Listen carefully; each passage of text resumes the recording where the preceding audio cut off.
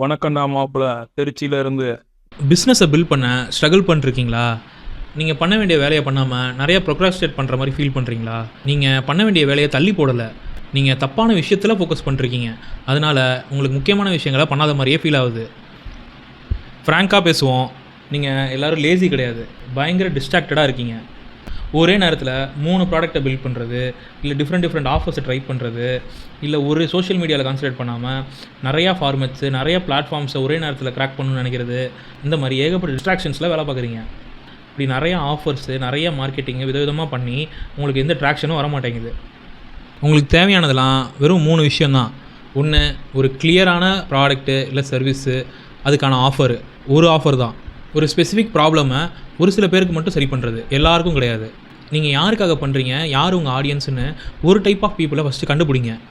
யார் வேணால் வாங்கலாம், எல்லாருக்குமே தேவையான ப்ராடக்ட்னு சொன்னீங்கன்னா அதை யாருமே வாங்க மாட்டாங்க. இப்போ 3வது, கண்டென்ட் போடுறீங்கன்னா ஒரு பிளாட்ஃபார்மை சூஸ் பண்ணுங்கள்.